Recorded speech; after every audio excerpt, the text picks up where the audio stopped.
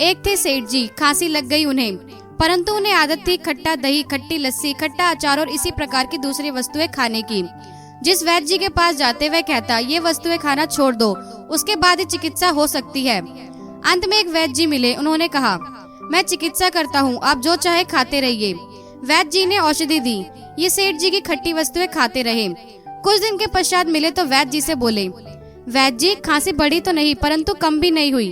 वैद्य जी ने कहा, आप मेरी दवाई खाते रहिए, खट्टी चीजें भी खाते रहिए, इससे 3 लाभ होंगे। सेठ जी ने पूछा, कौन से? वैद्य जी बोले, पहला ये कि घर में चोरी नहीं होगी, दूसरा ये कि कुत्ता कभी नहीं काटेगा, तीसरा ये कि बुढ़ापा कभी नहीं आएगा। सेठ जी ने पूछा, कैसे? वैद्य जी ने उत्तर दिया, खांसी हो और खट्टी वस्तुएं खाते रहिए तो खांसी कभी अच्छी नहीं होगी। दिन में खांसोगे और रात में भी, तब चोर कैसे आएगा? और खांस खांस कर हो जाओगे दुर्बल, लाठी के बगैर उठा नहीं जाएगा, चला नहीं जाएगा। हर समय हाथ में लाठी रहेगी तो कुत्ता कैसे काटेगा? और दुर्लभता के बगैर मर जाओगे, यौवन में ही तब बुढ़ापा आएगा कैसे? सेठ जी को तो बात समझ में आ गई, परंतु हमें समझ नहीं आती। इस चटोरी जीव के लिए हमें पता नहीं क्या क्या करते हैं, किस प्रकार नाश करते हैं, और सबसे बढ़कर मानवता खो बैठते हैं। इसका मतलब ये नहीं कि खाना पीना बंद करके लगातार व्रत रखना आरंभ कर दें।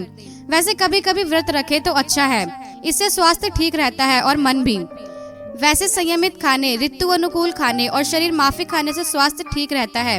आयुर्वेद तो कहता है, भूख से आधा खाओ, पेट का 1/4 भाग पानी के लिए और 1/4 भाग हवा के लिए खाली रखो।